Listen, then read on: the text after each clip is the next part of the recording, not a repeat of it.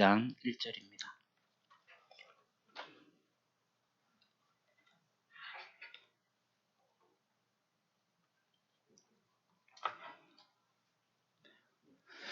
마태복음 1장 1절 다 외우시죠? 우리 같이 한 목소리로 봉독하겠습니다. 아브라함과 다윗의 자손 예수 그리스도의 계보라. 아멘. 우리가 오늘은 좀 성경 공부를 한다 생각하시고 좀 집중해 주시면 좋겠습니다. 주보 안쪽에 설교 요약을 좀 보시고요. 우리가 지난주에 북이스라엘이 멸망한 것까지 배웠습니다. 기원전 721년에 북이스라엘이 아시리아에 의해서 멸망했어요. 우리 성경은 아수르라고 나오는데 우리가 이제 학교에서 배울 때는 아시리아라고 배우죠. 그렇게 아시리아에 의해서 북이스라엘이 멸망했습니다. 그래서 이제 열왕기하 18장으로 이제 오게 되면 북쪽 이스라엘이 멸망했으니까 남쪽 유다만의 역사가 이제 이어지게 됩니다. 그리고 열왕기 상하 다음에 이제 역대기 상하가 나오는데 이 역대기 상하 역시 남쪽 유다의 역사만을 기록하고 있습니다. 그럼 이 북쪽 이스라엘이 멸망하는 즈음에 남쪽 유다에서 어떤 일이 벌어지고 있었을까요? 이 남쪽 유다의 시기를 두 개로 이제 구분할 수가 있는데 첫 번째는 이 아수르의 화면요. 이 아수르에 의해 가지고 시달리는 기간이 있었습니다. 그리고 아수르가 멸망하고 난 다음에 바벨론, 신바빌로니아 세계사에 보게 되면 구바빌론이 있고 신바빌로니아가 있거든요.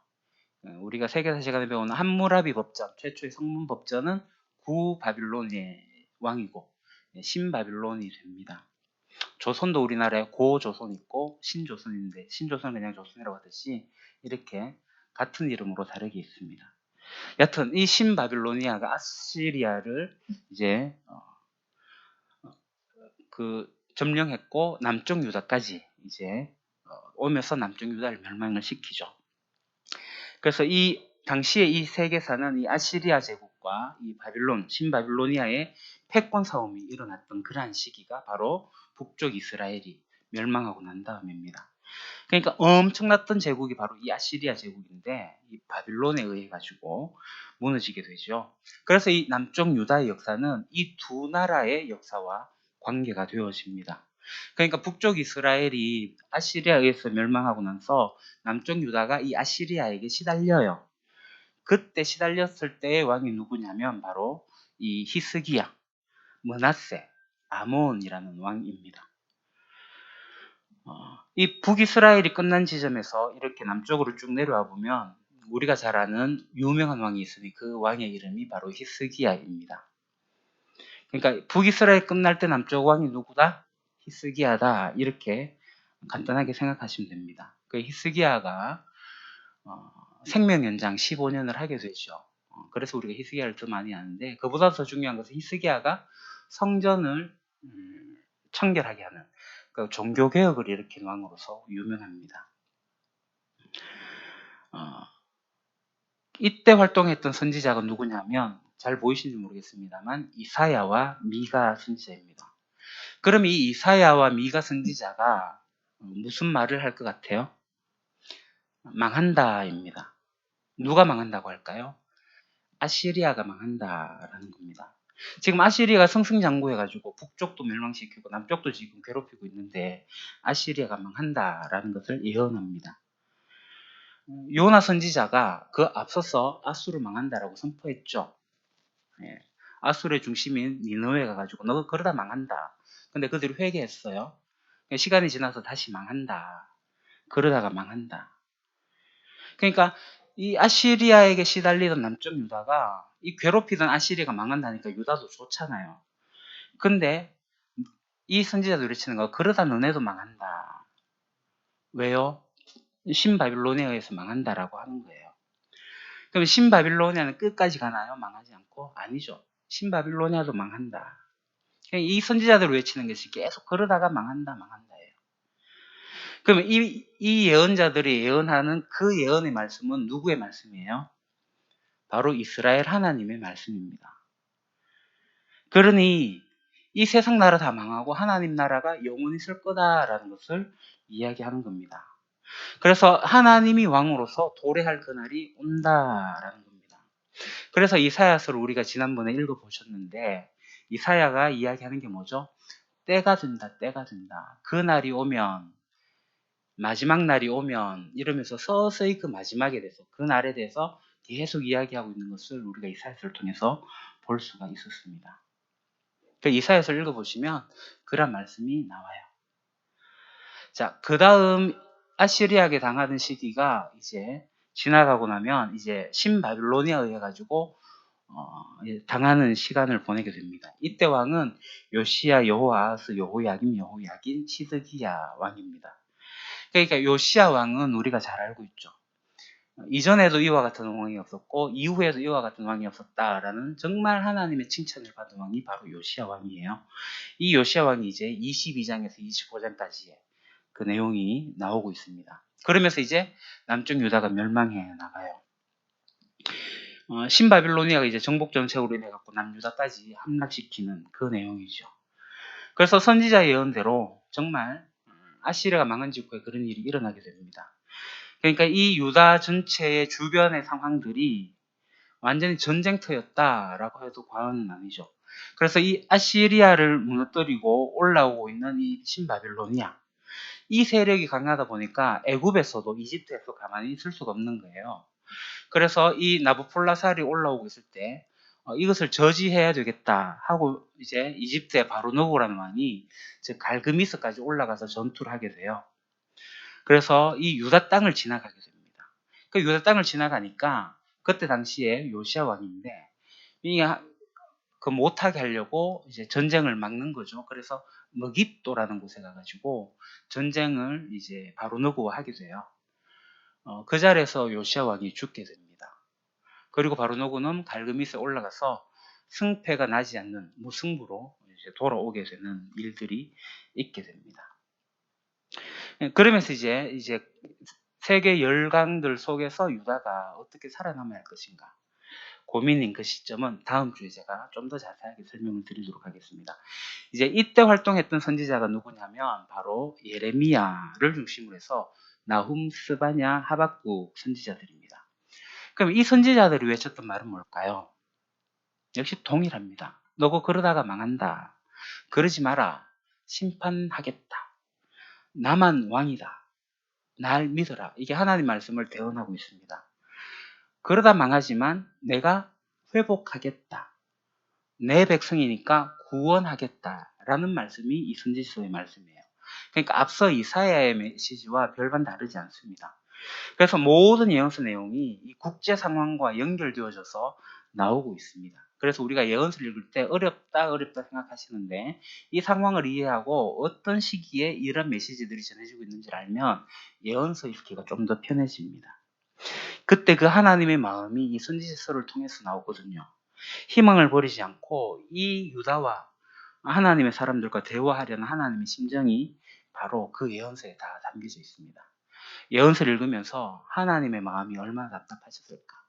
하나님이 얼마나 그 사랑으로 이들을 보답을 하셨을까? 이런 것들을 우리가 읽을 수 있게 됩니다. 그 이 예언서의 얘기를 좀 더 살을 붙이면 이거죠. 내가 왕이다. 나에게로 돌아오라. 바알과 아세라 왕 아니잖냐? 신의 산 언약 기억나지 않니? 제발 하나님 나라답게 하나님 나라 사명을 감당해라. 다른 나라들로 다 바알과 아세라 우상을 섬기는데 너도 그럴 거면 무슨 하나님 나라에 제사장 나라에 의의가 있겠냐? 이런 내용들입니다. 정말 너희들은 진리의 보유국가 하나님 나라가 아니냐? 제사장 나라 아니냐? 그러나 너희들 계속 그러면 될 수 없다. 그러면 망한다. 심판한다. 그러나 내가 이 싸움을 싸우겠다. 내 나라는 계속될 거야. 두고 봐. 다시 내가 구원할 거야. 하는 메시지가 바로 이 예언서에 담겨져 있는 겁니다. 그러니까 우리가 이런 내용으로 보게 되면 뭐 예언서가 그렇게 어렵지 않습니다. 그러면서 이때의 이제 선지서를 보게 되면 구원과 회복에 대한 메시지들이 계속 나오고 있는 것을 보게 돼요. 하나님의 나라, 하나님의 목표는 이 망할 나라가 아니거든요. 심판하신다? 그러나 구원하신다라는 겁니다. 이쯤에서 우리가 성전 이야기를 한번 해볼까 합니다. 유다의 멸망은 이 성전이 파괴됨으로 끝이 나요. 그러니까 이 성전의 무너짐과 유다의 멸망이 연결되어져 있습니다. 그러니까 성전이 파괴되었다. 그러니까 몰락의 상징인 거죠. 그러니까 이거는 꼭 이스라엘뿐만 아니라 모든 나라가 다 그래요. 전쟁 때 승리하는 그 정점이 뭐냐면 적국의 템플, 이 성전을 파괴하는 거거든요. 이게 신들의 전쟁이기 때문에 그래요. 그런 의미에서 성전이라는 것은 파괴된 채로 있어서는 안 됩니다. 재건되어야 돼요. 그래야지 이 신의 명예가 살아나는 거죠.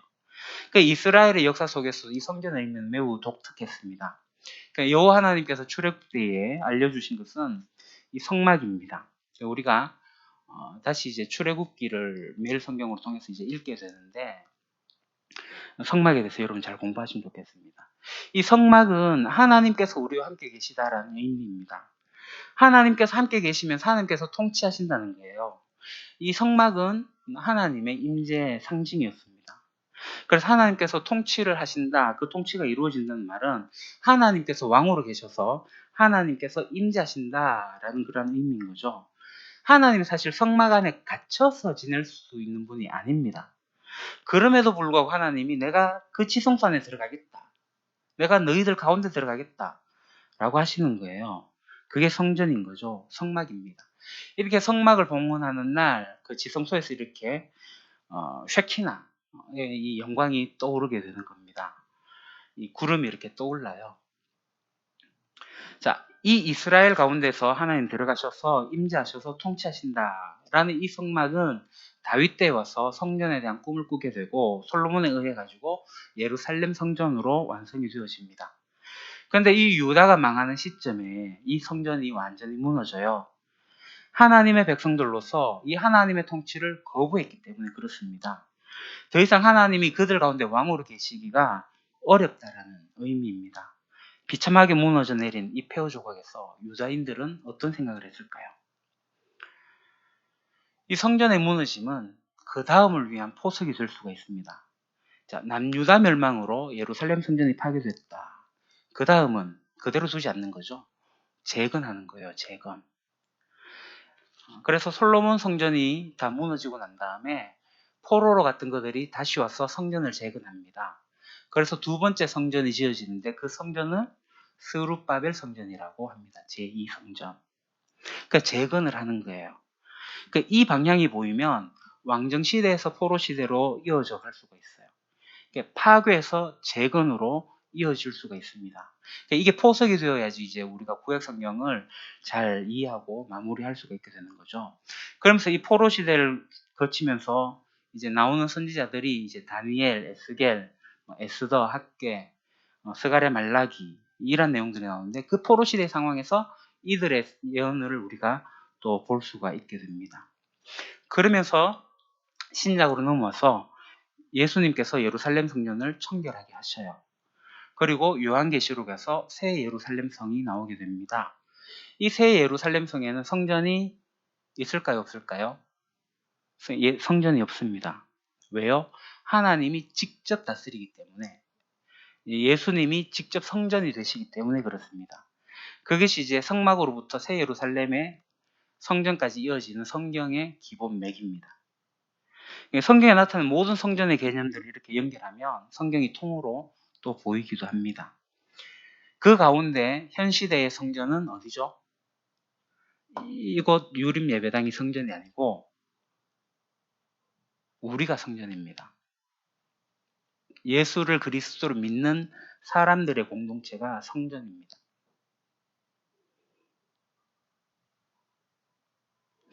이 성전을 통해서 새 예루살렘에 우리가 가게 됩니다. 그러니까 이 공동체 안에 하나님이 왕으로 우리를 통치하신다라는 거예요. 그래서 우리가 성경 전체를 보게 되면 이게 1600년 동안 여러 40여 명의 기자에 의해 가지고 기록된 책이지만 전체가 한 권으로 맥을 이어갈 수가 있다라는 겁니다. 자, 이제 열왕기로 넘어오고 역대기로 보도록 하겠습니다. 성경을 읽어보신 분들은 역대기를 이제 보시기도 했을 텐데 많은 경우에 이 역대기를 안 읽어본 사람이 많을 것 같아요. 자, 흔히들 우리는 앞에 있는 열왕기상하도 이제 왕들의 기록이고 역대기도 왕들의 기록이니까 비슷한 내용들이 있을 거다라고 생각을 하고 있을 겁니다. 그래서 열왕기상은 누구로부터 시작하죠? 다윗 왕이 죽음으로 시작을 해요. 그러니까 다윗의 이야기는 사무엘 상하에 나오고 있고요. 열왕기는 솔로몬부터 시작을 합니다. 다윗이 이불을 덮어도 몸이 따뜻하지 않는 다윗의 말년을 기록하면서 열왕기가 시작을 하는데 역대기는 누구부터 시작할까요?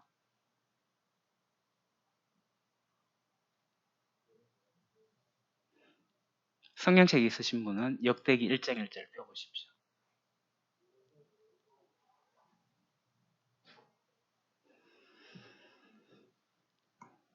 아담부터 시작합니다. 아담부터 시작해. 창조부터 시작합니다. 창조부터. 자, 열왕기는 망한다. 나라가 망한다. 근데 그게 끝이잖아요. 근데 그게 끝이 아니다. 라고 이야기하는 것이 역대기입니다. 자, 망하는데도 하나님이 하실 말씀이 있으시다는 것, 이것은 희망인 거죠. 하나님께서 아직 누군가 말할 수 있다는 거 희망입니다. 정복국가가 이제 포로로 다 잡혀가 있는데 하나님은 그 포로들과 말씀을 하셨어요. 다니엘, 에스겔, 에스라, 느헤미야, 에스더, 학개, 스가랴, 말라기, 이 포로 시대에서 하나님과 대화를 했던 사람들입니다. 지금 이스라엘도 망했고 남유다도 망했는데 그 이후 하나님께서는 이 북이스라엘 사람과 말하지 않고 남유다의 사람들과 말하면서 내 왕위가 영원하리라. 다윗의 언약 그대로 다윗의 혈통으로 이어지는 그 왕권을 통해서 다시 하나님이 왕 되신다는 것을 선언하고 있는 내용입니다. 그러니까 이 열왕기의 기록과 역대기 기록은 사뭇 다릅니다. 같지가 않습니다. 역대기는 그래서 열왕기와 다른 점은 뭐냐면 북쪽 이스라엘 이야기를 하지 않아요. 남쪽 유다의 이야기만 하고 있습니다. 그래서 우리가 지난번에 봤던 도표와 좀 다르죠. 남쪽 유다만 기록하고 있어요. 이거는 역대기의 저자가 의도적으로 그렇게 편집을 하고 있는 거죠. 남쪽 유다의 역사만을 남기고 있다. 그럼 이것을 기록한 사람이 누구냐면 에스라입니다. 자, 우리가 이왕에 성경을 폈으니까요. 역대기의 맨 마지막 두 절과 그 다음에 이어지는 에스라의 처음 두 절을 한번 비교해 봅시다. 시간을 조금 드릴 테니까 한번 찾아보십시오.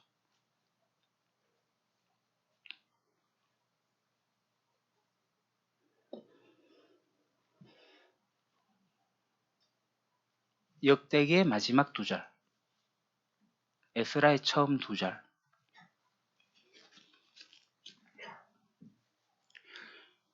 비슷하죠? 비슷한 게 아니라 어휘만 조금 바뀌었지 똑같아요. 그러니까 이 얘기는 뭐냐면 역대기와 에스라는 이어지는 책이다라는 겁니다. 그러니까 비록 나라는 잃었지만 그래서 지금 포로 시대라는 수치로운 역사가 있지만 이 기록을 남길 필요성을 느낀 사람이 에스라인데 멸망 이후의 나라를 재조명한 거예요. 지금 에스라가 포로 생활을 하다가 귀국을 하거든요. 그러면서 새로운 이스라엘을 만들기 위해서 하나님을 창조주 하나님으로부터 끌어들여 가지고 아담을 이야기하면서 유다의 역사를 새롭게 쓰는 거예요. 그러면서 그 뒤에 이어지는 에스라까지 쭉 한 권으로서 이어가는 겁니다. 의도적으로 에스라가 기록을 한 거예요. 그래서 지금 유대인 포로 공동체는 바로 하나님의 창조주 하나님의 엘로힘의 하나님의 백성이다라는 거예요. 그래서 내용이 너무나도 많다 보니까 족보로 대체한 거예요. 그러니까 역대기 상의 1장에 1절에 뭐 어떻게 나오죠? 아담, 셋, 에노스. 그 족보를 이렇게 쭉 나오는 겁니다. 다시 말해갖고 창출, 민사사기, 사무엘, 왕, 열왕기 이 모든 내용을 역대기에 함축해가지고 쑥 집어넣어 버린 겁니다. 이렇게요. 이 모든 역사를 역대 상하에 싹 집어넣었다 생각하시면 됩니다. 이 긴 것을 압축하는 노하우가 족보거든요. 따라서 이 역대 상하는 매우 독특한 위치에서 앞으로 흘러갈 하나님 나라를 재조명하고 있는 겁니다. 지금 눈에 보이는 나라는 망했지만 그 안에서 이루시려는 하나님의 나라는 바로 이 남은 자를 통해서 이루신다.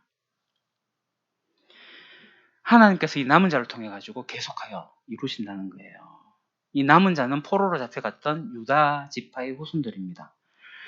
그래서 남은 자들의 이 속심지는 누구냐면 바로 선지자 리더들인 거죠.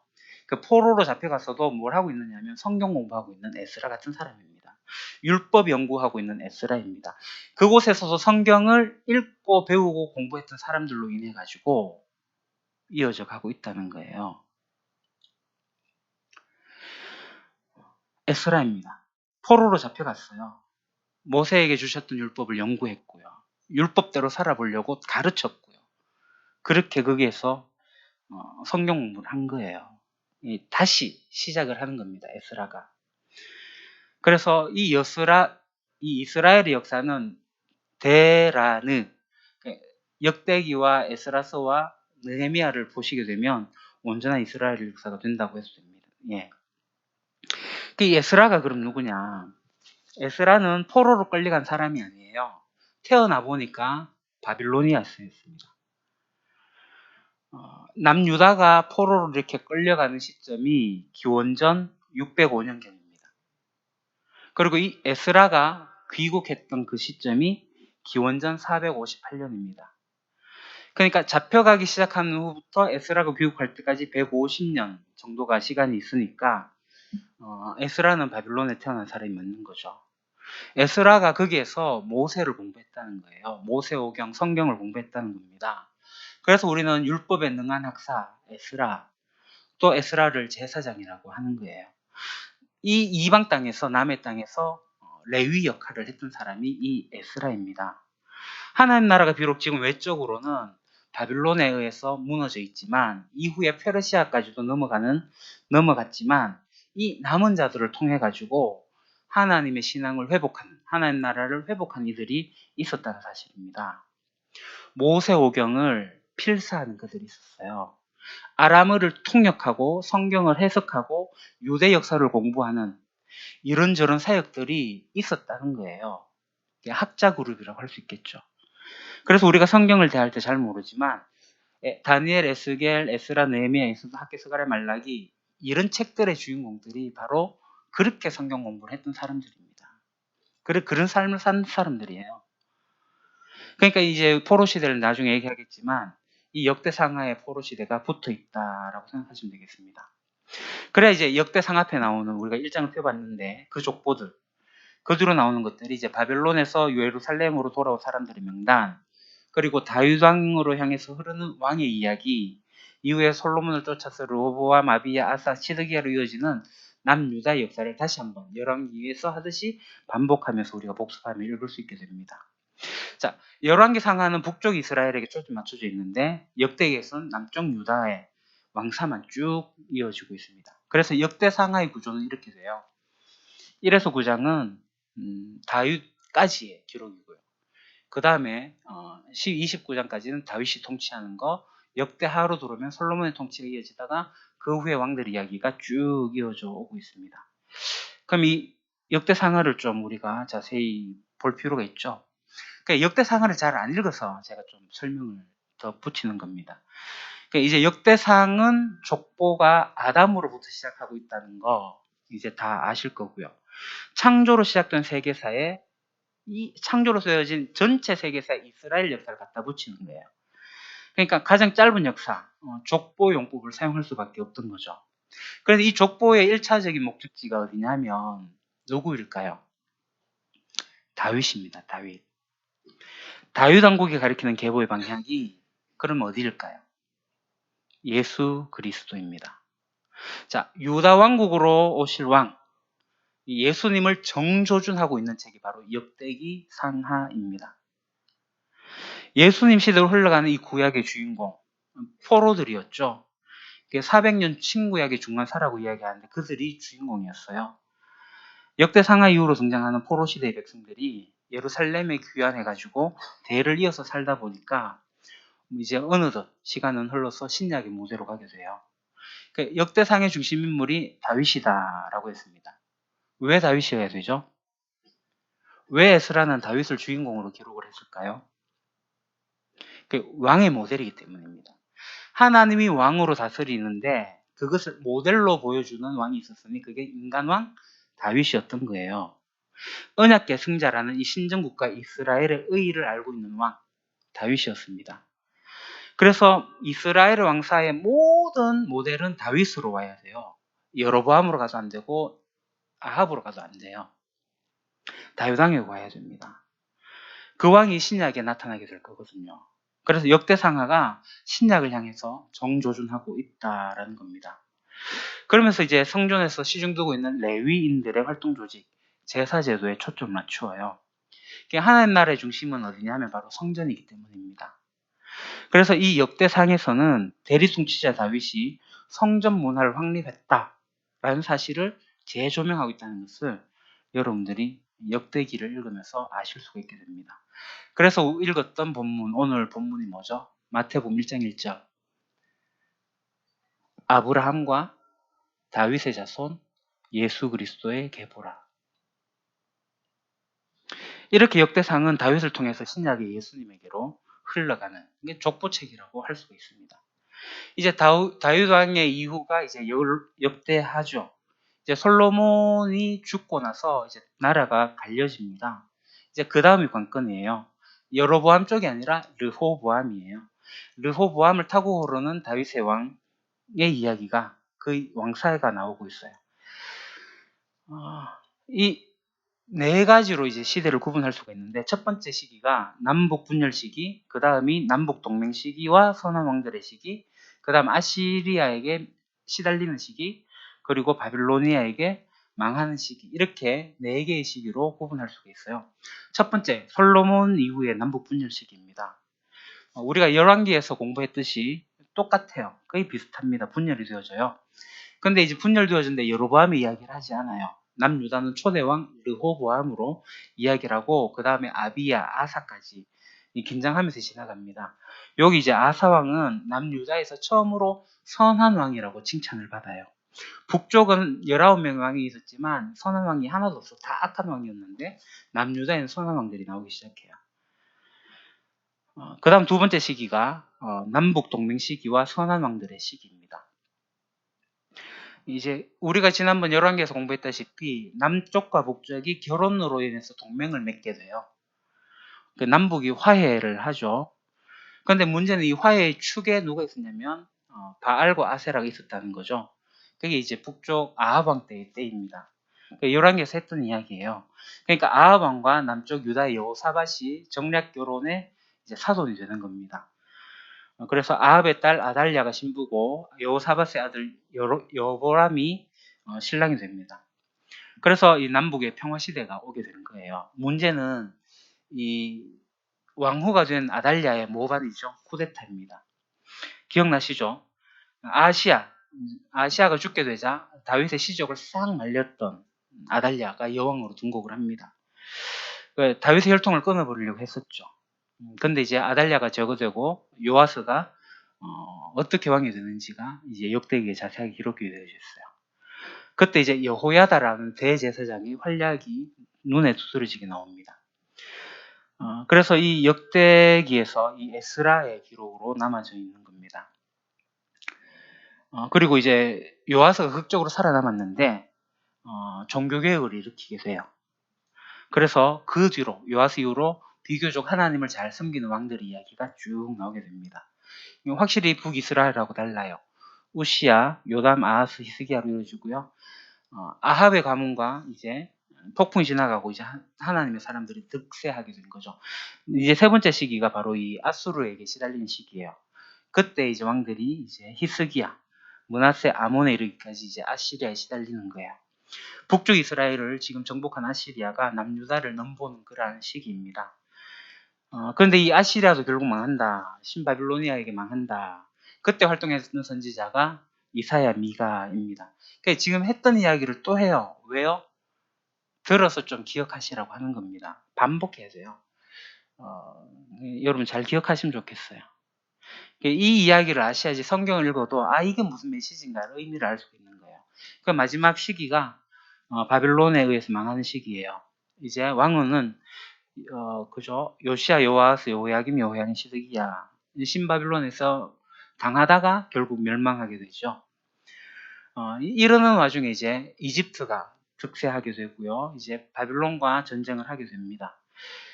그때 하나님께서 이제 예언자들을 통해서 말씀하시는데 나훔, 스바냐, 예레미야, 하박국 이 선지자들을 통해서 하나님 나라를 지속적으로 이어나갑니다.